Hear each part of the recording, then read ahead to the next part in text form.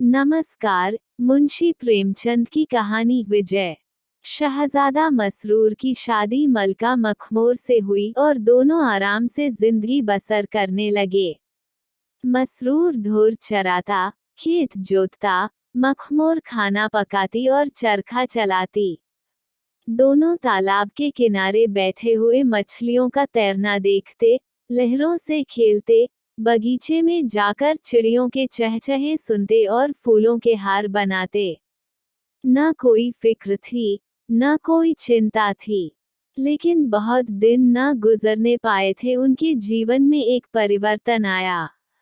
दरबार के सदस्यों में बुलहवस खां नाम का एक फसादी आदमी था। शाह मसरूर ने उसे नजर बंद कर रखा था। वह धीरे धीरे मलका मखमूर के मिजाज में इतना दाखिल हो गया कि मलका उसके मशवरे के बगैर कोई काम न करती। उसने मलका के लिए एक हवाई जहाज बनाया जो महज इशारे से चलता था। एक सेकंड में हजारों मील रोज जाता और देखते देखते ऊपर की दुनिया की खबर लाता। मलका उस जहाज पर बैठकर यूरोप और अमेरिका की सैर करती। बुलहवस उससे कहता, साम्राज्य को फैलाना बादशाहों का पहला कर्तव्य है। इस लंबी चौड़ी दुनिया पर कब्जा कीजिए, व्यापार के साधन बढ़ाइए, छिपी हुई दौलत निकालिए, फौजें खड़ी कीजिए, उनके लिए अस्त्र शस्त्र जुटाइए। दुनिया हौसलामंदों के लिए है। उन्हीं के कारनामे, उन्हीं की जीतें याद की जाती हैं। मलका उसकी बातों को खूब कान लगाकर सुनती। उसके दिल में हौसले का जोश उमड़ने लगता। यहाँ तक कि अपना सरल संतोषी जीवन उसे रूखा फीका मालूम होने लगा। मगर शाह मसरूर संतोष का पुतला था।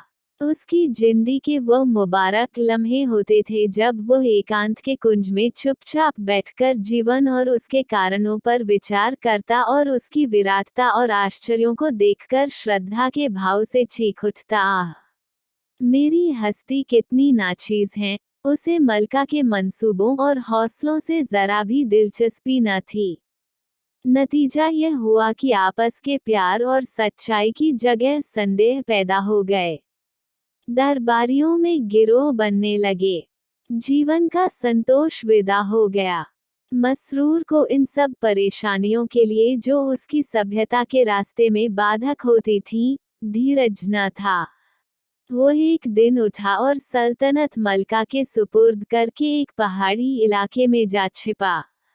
सारा दरबार नई उमंगों से मतवाला हो रहा था। किसी ने बादशाह को रोकने की कोशिश न की।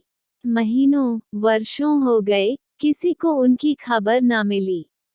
मलका मखमूर ने एक बड़ी फौज खड़ी की और बुलहवस खां को चढ़ाइयों पर रवाना किया। उसने इलाके पर इलाके और मुल्क पर मुल्क जीतने शुरू किए। सोने चांदी और हीरे जवाहरात के अंबार हवाई जहाजों पर लदकर राजधानी को आने लगे। लेकिन आश्चर्य की बात यह थी कि इन रोज ब रोज बढ़ती हुई तरक्कियों से मुल्क के अंदरूनी मामलों में उपद्रव खड़े होने लगे। वह सूबे जो अब हुक्म के ताबेदार थे, बगावत के झंडे करने लगे। कर्ण सिंह बुंदेला एक फौज लेकर चढ़ आया।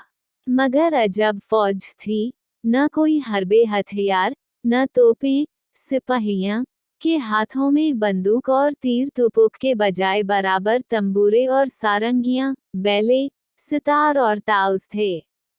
तोपों की धनगरज, सदाओं के दले तबले और मृदंग की कुमक थी। बम गोलों की जगह जल तरंग, ऑर्गन और ऑर्केस्ट्रा था। मलका मखमूर ने समझा आन की आन में इस फौज को तितर बितर करती हूँ। लेकिन ज्यों ही उसकी फौज कर्ण सिंह के मुकाबले में अब न हुई, लुभावने, आत्मा को शांति पहुंचाने वाले स्वरों की वह बाढ़ आई, मीठे और सुहाने गानों की वह बौछार हुई कि मलका की सेना पत्थर की मर्तों की तरह आत्मविस्मृत होकर खड़ी रह गई। एक क्षण में सिपाहियों की आंखें नशे में डूबने लगी और वह हथेलियां बजा बजा कर नाचने लगे, सर हिला हिलाकर उछलने लगे, फिर सबके सब बेजान लाश की ताह गिर पड़े। और सिर्फ सिपाही ही नहीं, राजधानी में भी जिसके कानों में यह आवाजें गईं वह बेहोश हो गया। सारे शहर में कोई जिंदा आदमी नजर न आता था। ऐसा मालूम होता था कि पत्थर की मूर्तों का तिलस्म है। मलका अपने जहाज पर बैठी यह करिश्मा देख रही थी। उसने जहाज नीचे उतारा कि देखूं क्या माजरा है, पर उन आवाजों के कान में पहुंचते ही उसकी भी वही दशा हो गई। वो हवाई जहाज पर नाचने लगी और बेहोश होकर गिर पड़ी। जब कर्ण सिंह शाही महल के करीब जा पहुंचा और गाने बंद हो गए तो मलका की आंखें खुली, जैसे किसी का नशा टूट जाए। उसने कहा, मैं वही गाने सुनूंगी, वही राग, वही आलाप, वही लुभाने वाले गीत। हाय, वो आवाजें कहाँ गईं? कुछ परवाह नहीं, मेरा राज जाए, पाट जाए, मैं वही राग सुनूंगी। सिपाहियों का नशा भी टूटा। उन्होंने उससे स्वर मिलाकर कहा, हम वही गीत सुनेंगे, वही प्यारे प्यारे मोहक राग। बला से हम गिरफ्तार होंगे, गुलामी की बेड़ियां पहनेंगे, आजादी से हाथ धोएंगे, पर वही राग, वही तराने, वही ताने, वही धुने। सूबेदार लोचनदास को जब कर्ण सिंह की विजय का हाल मालूम हुआ तो उसने भी विद्रोह करने की ठानी। अपनी फौज लेकर राजधानी पर चढ़ दौड़ा। मलका ने अब की जान तोड़ मुकाबला करने की ठानी। सिपाहियों को खूब ललकारा और उन्हें लोचदास के मुकाबले में खड़ा किया, मगर वाहरी हमलावन फौज, न कहीं सवार, न कहीं प्यादे, न तोप, न बंदूक, न हरबे, न हथियार। सिपाहियों की जगह सुंदर नर्तकियों के गोल थे और थिएटर के एक्टर। सवारों की जगह भांडों और बहुरूपियों के गोल। मोर्चों की जगह तीतर और बटेरों के जोड़ छूटे हुए थे तो बंदूक की जगह सकस और बाइस्कोप के खेमे पड़े थे। कहीं हीरे जवाहरात अपनी आबताब दिखा रहे थे, कहीं तरह तरह के चरिंदों परिंदों की नुमाइश खुली हुई थी। मैदान के एक हिस्से में धरती की अजीब अजीब चीजें, झरने और बर्फिस्तानी चोटियां और बर्फ के पहाड़, पेरिस का बाजार, लंदन का एक्सचेंज या स्टन की मंडियां, अफ्रीका के जंगल, सहारा के रेगिस्तान, जापान की गुलकारियां, चीन के दरियाई शहर, दक्षिण अमेरिका के आदमखोर, काफ की परियां, लेपलैंड के सुमूरपोश इंसान और ऐसे सैकड़ों विचित्र आकर्षक दृश्य चलते फिरते दिखाई पड़ते थे। मलका की फौज यह नजारा देखते ही बेसुध होकर उसकी तरफ दौड़ी। किसी को सर पैर का ख्याल न रहा। लोगों ने बंदूकें फेंक दी, तलवारें और किरचें उतार फेंकी और बेतहाशा इन दृश्यों के चारों तरफ जमा हो गए। कोई नाचने वालियों की मीठी अदाओं और नाजुक चलन पर दिल दे बैठा, कोई थिएटर के तमाशों पर रीझा। कुछ लोग तीतरों और बटेरों के जोड़ देखने लगे और सबके सब चित्र लिखित से मंत्रमुग्ध खड़े रह गए। मलका अपने हवाई जहाज पर बैठी कभी थिएटर की तरफ जाती, कभी सर्कस की तरफ दौड़ती, यहाँ तक कि वह भी बेहोश हो गई। लोचनदास जब विजय करता हुआ शाही महल में दाखिल हो गया तो मलका की आंखें खुली। उसने कहा, हाय, वह तमाशे कहाँ गए, वो सुंदर सुंदर दृश्य, वो लुभावने दृश्य कहाँ गायब हो गए। मेरा राज जाए, पाट जाए, लेकिन मैं यह सैर जरूर देखूंगी। मुझे आज मालूम हुआ कि जिंदगी में क्या क्या मजे हैं। सिपाही भी जागे। उन्होंने एक स्वर से कहा, हम वही सैर और तमाशे देखेंगे, हमें लड़ाई भिड़ाई से कुछ मतलब नहीं, हमको आज़ादी की परवाह नहीं, हम गुलाम होकर रहेंगे, पैरों में बेड़ियां पहनेंगे, पर इन दिलफरेबियों के बगैर नहीं रह सकेंगे। मलका मखमूर को अपनी सल्तनत का यह हाल देखकर बहुत दुख होता। वह सोचती, क्या इसी तरह सारा देश मेरे हाथ से निकल जाएगा? अगर शाह मसरूर ने यूं किनारा न कर लिया होता तो सल्तनत की यह हालत कभी न होती। क्या उन्हें यह कैफियतें मालूम न होंगी? यहाँ से दम दम की खबरें उनके पास आ जाती हैं मगर जरा भी जुम्बिश नहीं करते। कितने बेरहम हैं। खैर, जो कुछ सर पर आएगी सह लूंगी पर उनकी मिन्नत ना करूंगी। लेकिन जब वो उन आकर्षक गानों को सुनती और दूषियों को देखती तो यह दुखदाई विचार भूल जाते, उसे अपनी जिंदगी बहुत आनंद की मालूम होती। बुलहवस खां ने लिखा, मैं दुश्मनों से घिर गया हूँ। नफरत अली और कीन खां और ज्वाला सिंह ने चारों तरफ से हमला शुरू कर दिया है। तब तक और कुमक न आए, मैं मजबूर हूँ। पर मलका की फौज यह सैर और गाने छोड़कर जाने पर राजी न होती थी। इतने में दो सूबेदारों ने फिर बगावत की। मिर्जा शमीम और रसराज सिंह दोनों एक होकर राजधानी पर चढ़े। मलका की फौज में अब न लज्जा थी न वीरता, गाने बजाने और सैर तमाशे ने उन्हें आरामतलब बना दिया था। बड़ी बड़ी मुश्किलों से सज सजाकर मैदान में निकले। दुश्मन की फौज इंतजार करती खड़ी थी लेकिन न किसी के पास तलवार थी, न बंदूक। सिपाहियों के हाथों में फूलों के गुलदस्ते थे, किसी के हाथ में इत्र की शीशियां, किसी के हाथ में गुलाब के फव्वाहर, कहीं लवेंडर की बोतलें, कहीं मुश्क वगैरह की बहार। सारा मैदान अता की दुकान बना हुआ था। दूसरी तरफ रसराज की सेना थी। उन सिपाहियों के हाथों में सोने के तख्त थे, जरबफ्त के खनपेशों से ढके हुए। किसी में बर्फी और मलाई थी, किसी में कोरमे और कबाब, किसी में खुबानी और अंगूर।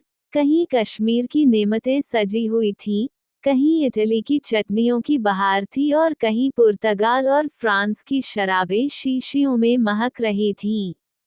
मलका की फौज यह संजीवनी सुगंध सूंघते ही मतवाली हो गई। लोगों ने हथियार फेंक दिए और इन स्वादिष्ट पदार्थों की ओर दौड़े। कोई हलवे पर गिरा और कोई मलाई पर टूटा, किसी ने कोरमे और कबाब पर हाथ बढ़ाए, कोई खुबानी और अंगूर चखने लगा, कोई कश्मीरी मुरब्बों पर लपका। सारी फौज भिखमंगों की तरह हाथ फैलाए यह नेमतें मांगती थी और बेहद चाव से खाती थी। एक एक कौर के लिए, एक चमचा फिरनी के लिए, शराब के एक प्याले के लिए खुशामदे करते थे, नाके रगड़ते थे, सिजदे करते थे। यहाँ तक कि सारी फौज पर एक नशा छा गया, बेदम होकर गिर पड़ी।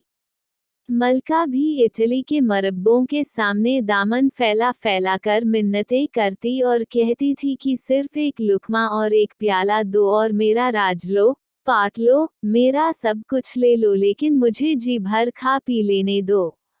यहाँ तक कि वह भी बेहोश होकर गिर पड़ी।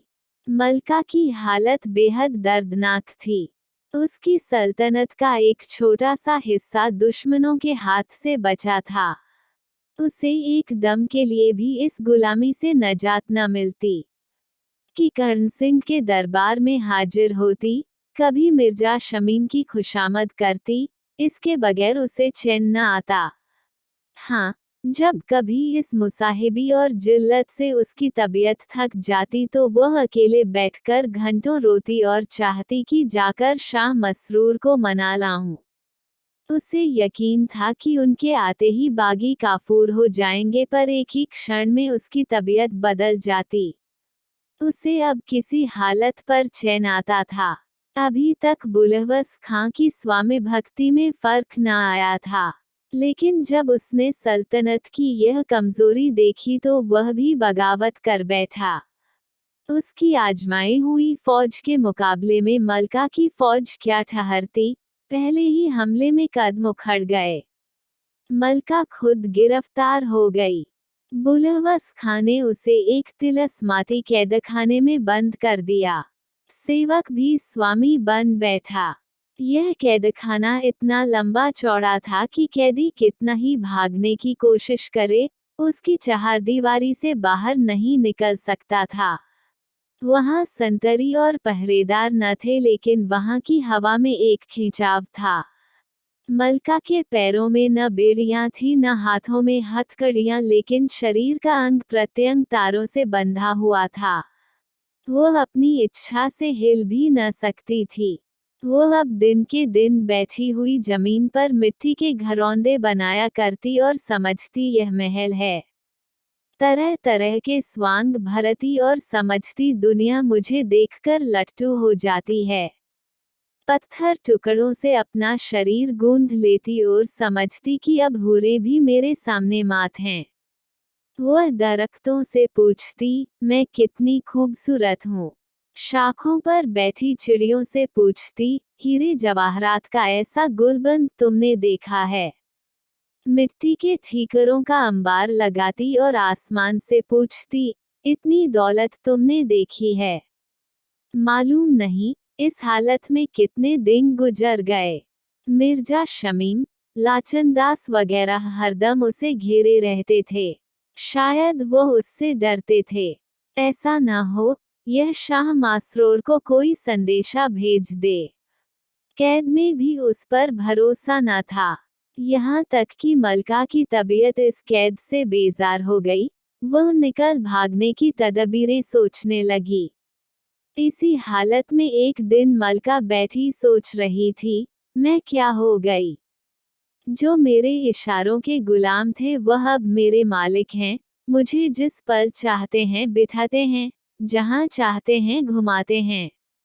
अफसोस मैंने शाह मसरूर का कहना न माना, यह उसी की सजा है। काश एक बार मुझे किसी तरह उस कैद से छुटकारा मिल जाता तो मैं चलकर उनके पैरों पर सिर रख देती और कहती, लोरी की खता माफ कीजिए। मैं खून के आंसू रोती और उन्हें मना लाती और फिर कभी उनके हुक्म से इनकार न करती। मैंने इस नमकहराम बुलहवस खां की बातों में पढ़कर उन्हें निर्वासित कर दिया। मेरी अक्ल कहाँ चली गई थी। यह सोचते सोचते मलका रोने लगी कि यकायक उसने देखा, सामने एक खिले हुए मुखड़े वाला गंभीर पुरुष सादे कपड़े पहने खड़ा है। मलका ने आश्चर्यचकित होकर पूछा, आप कौन हैं? यहाँ मैंने आपको कभी नहीं देखा। पुरुष, हाँ, इस कैदखाने में मैं बहुत कम आता हूँ। मेरा काम है कि जब कैदियों की तबीयत यहाँ से बेजार हो तो उन्हें यहाँ से निकलने में मदद दूँ। मलका ने कहा, आपका नाम? पुरुष, संतोख सिंह। मलका कहती है, आप मुझे इस कैद से छुटकारा दिला सकते हैं? संतोख, हाँ, मेरा तो काम ही यह है, लेकिन मेरी हिदायतों पर चलना पड़ेगा। मलका, मैं आपके हुक्म से जौ भर भी इधर उधर न करूंगी। खुदा के लिए मुझे यहाँ से जल्द ले चलिए। मैं मरते दम तक आपकी शुक्रगुजार रहूंगी। संतोख, आप कहाँ चलना चाहती हैं? मलका, मैं शाह मसरूर के पास जाना चाहती हूँ। आपको मालूम है वह आजकल कहाँ हैं? संतोख, हाँ, मालूम है, मैं उनका नौकर हूँ। उन्हीं की तरफ से मैं इस काम पर तैनात हूँ। मलका, तो खुदा के वास्ते मुझे जल्द ले चलिए, मुझे अब यहाँ एक घड़ी रहना जी पर भारी हो रहा है। संतोख, अच्छा, तो यह रेशमी कपड़े और यह जवाहरात और सोने के जेवन उतार कर फेंक दो। बुलहवस ने इन्हीं जंजीरों से तुम्हें जाकर दिया है। मोटे से मोटा कपड़ा जो मिल सके पहन लो। इन मिट्टी के घरौंदों को गिरा दो। इत्र और गुलाब की शीशियां, साबुन की बट्टियां और यह पाउडर के डब्बे सब फेंक दो। मलका ने शीशियों और पाउडर के तड़ाक तड़ाक पटक दिए। सोने के जेवरों को उतारकर फेंक दिया कि इतने में बुलहवस खां धाड़े मारकर रोता हुआ आकर खड़ा हुआ और हाथ बांधकर कहने लगा, दोनों जहानों की मलका, मैं आपका नाचीज गुलाम हूँ। आप मुझसे नाराज हैं। मलका ने बदला लेने के अपने जोश में मिट्टी के घरौंदों को पैरों से ठुकरा दिया। ठीकरों के अंबार को ठोकरें मारकर बिखेर दिया। बुलहवस के शरीर का एक एक अंग कट कट कर गिरने लगा। वह बेदम होकर जमीन पर गिर पड़ा और दम के दम में जहनुम रसीद हुआ। संतोख सिंह ने मलका से कहा, देखा तुमने? इस दुश्मन को तुम कितना डरावना समझती थी, आन की आन में खाक में मिल गया। मलका, काश मुझे यह हिकमत मालूम होती तो मैं कभी की आज़ाद हो जाती, लेकिन अभी और भी तो दुश्मन हैं। संतोख, उनको मारना इससे भी आसान है। चलो कर्ण सिंह के पास। ज्यों ही वह अपना सुर अलापने लगे और मीठी मीठी बातें करने लगे, कानों पर हाथ रख लो, देखो, अदृश्य के पर्दे से फिर चीज सामने आती है। मलका कर्ण सिंह के दरबार में पहुंची। उसे देखते ही चारों तरफ से धुपद और तिल्लाने के वार होने लगे। पियानो बजने लगे। मलका ने दोनों कान बंद कर लिए। कर्ण सिंह के दरबार में आग का शोला उठने लगा। सारे दरबारी जलने लगे। कर्ण सिंह दौड़ा हुआ आया और बड़े विनय पूर्वक मलका के पैरों पर गिरकर बोला, हुजूर, अपने इस हमेशा के गुलाम पर रहम करें। कानों पर से हाथ हटाकर वर्रा इस गरीब की जान पर बनाएगी। अब कभी हुजूर की शान में यह गुस्ताखी न होगी। मलका ने कहा, अच्छा, जा तेरी जान बख्शी की। अब कभी बगावत न करना वरना जान से हाथ धोएगा। कर्ण सिंह ने संतोख सिंह की तरफ प्रलय की आंखों से देखकर सिर्फ इतना कहा, जालिम, तुझे मौत भी नहीं आई और बेतहाशा गिरता पड़ता भागा। संतोख सिंह ने मलका से कहा, देखा तुमने, इनको मारना कितना आसान था। अब चलो लोचनदान के पास। ज्यों ही वह अपने करिश्मे दिखाने लगे, दोनों आंखें बंद कर लेना। मलका लोचनदास के दरबार में पहुंची। उसे देखते ही लोचन ने अपनी शक्ति का प्रदर्शन करना शुरू किया।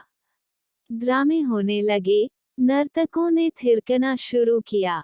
लालो जमुरर्द की कश्तियां सामने आने लगी, लेकिन मलका ने दोनों आंखें बंद कर लीं। आन की आन में वह ड्रामे और सकस और नाचने वालों के गिरोह खाक में मिल गए। लोचनदास के चेहरे पर हवाएं उड़ने लगी। निराशापूर्ण धैर्य के साथ चिल्ला चिल्लाकर कहने लगा, यह तमाशा देखो, यह पेरिस के कहूखाने, यह मिस हेलेन का नाच है।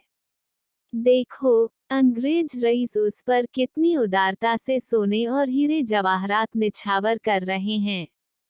जिसने यह सैर तमाशे ने देखे उसकी जिंदगी मौत से बदतर। लेकिन मलका ने आंखें न खोली। तब लोचनदास बदहवास और घबराया हुआ, बेद के दरख्त की तरह कांपता हुआ मलका के सामने आ खड़ा हुआ और हाथ जोड़कर बोला, हुजूर, आंखें खोलें। अपने इस गुलाम पर रहम करें, नहीं तो मेरी जान पर बन जाएगी। गुलाम की गुस्ताखियां माफ फरमाएं। अब यह बेअदबी न होगी। मलका ने कहा, अच्छा जा, तेरी जान बख्शी की, लेकिन खबरदार, अब सर न उठाना नहीं तो जहन्नुम रसीद कर दूंगी। लोचनदास यह सुनते ही गिरता पड़ता जान लेकर भागा। पीछे फिरकर भी न देखा। संतोख सिंह ने मलका से कहा, अब चलो मिर्जा शमीम और रसराज के पास। वहां एक हाथ से नाक बंद कर लेना और दूसरे हाथ से खानों के तश्त को जमीन पर गिरा देना। मलका रसराज और शमीम के दरबार में पहुंची। उन्होंने जो संतोख को मलका के साथ देखा तो होश उड़ गए। मिर्जा शमीम ने कस्तूरी और केसर की लपटें उड़ाना शुरू की। रसराज स्वादिष्ट खानों के तश्त सजा सजाकर मलका के सामने लाने लगा और उनकी तारीफ करने लगा, यह पुर्तगाल की 3 आंच दी हुई शराब है, इसे पिए तो बुढ़ा भी जवान हो जाए। यह फ्रांस का शैंपेन है, इसे पिए तो मुर्दा जिंदा हो जाए। यह मथुरा के पेड़े हैं, उन्हें खाए तो स्वर्ग की नेमतों को भूल जाए।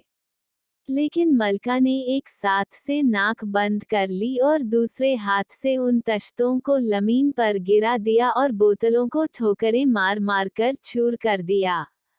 ज्यों ज्यों उसकी ठोकरें पड़ती थीं, दरबार के दरबारी चीख चीख कर भागते थे।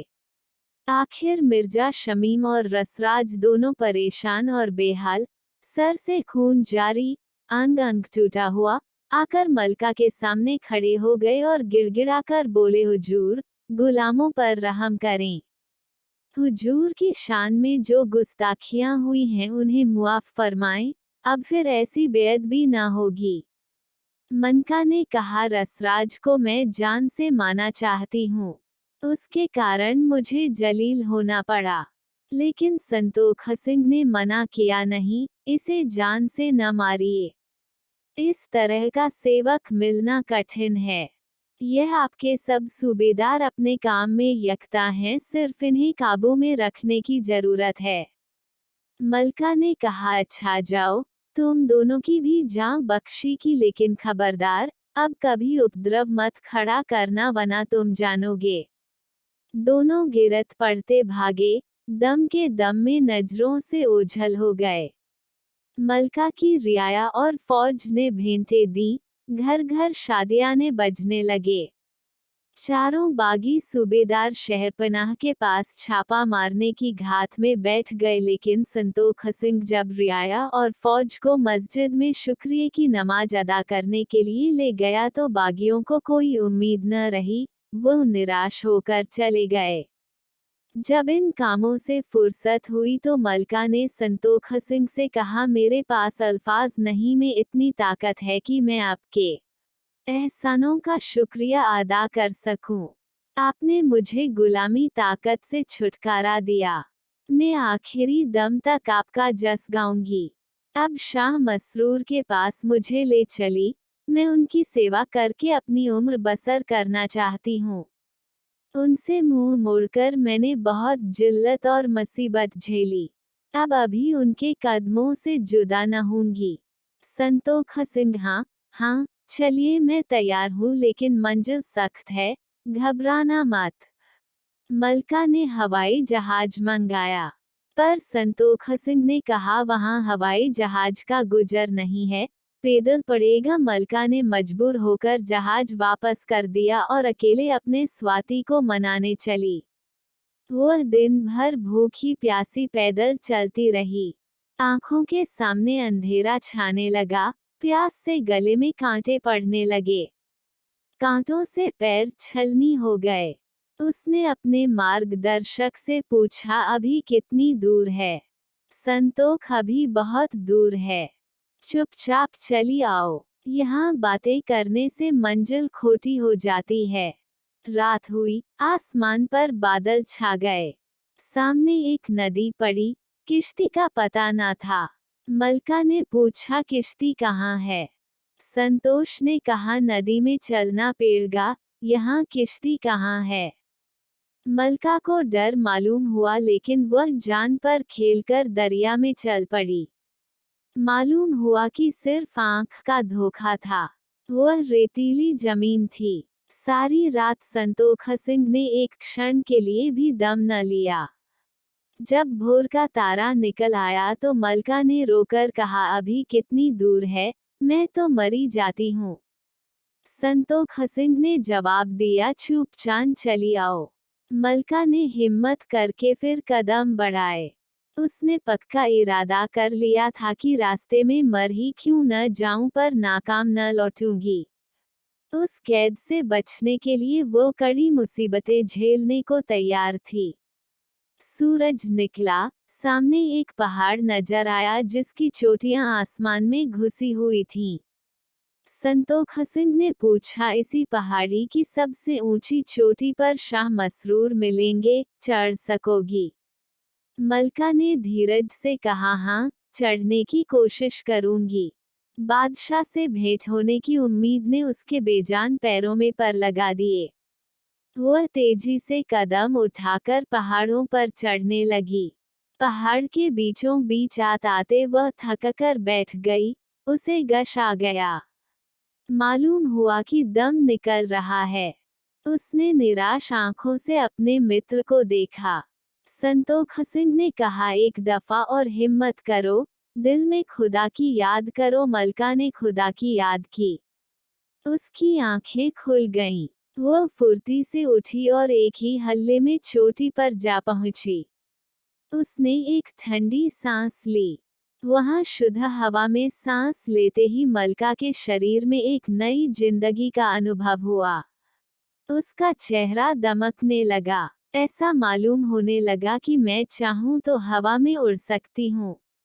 उसने खुश होकर संतोख सिंह तरफ देखा और आश्चर्य के सागर में डूब गई। शरीर वही था, पर चेहरा शाह मसरूर का था। मलका ने फिर उसकी तरफ अचरज की आंखों से देखा। संतोख सिंह के शरीर पर से एक बादल का पर्दा हट गया और मलका को वहां शाह मशरूर बड़े नजर आए, वही हल्का नीला कुर्ता, वही गेरुए रंग की तरह। उनके मुखमंडल से तेज की कांति बरस रही थी, माथा तारों की तरह चमक रहा था। मलका उनके पैरों पर गिर पड़ी। शाह मसरूर ने उसे सीने से लगा लिया।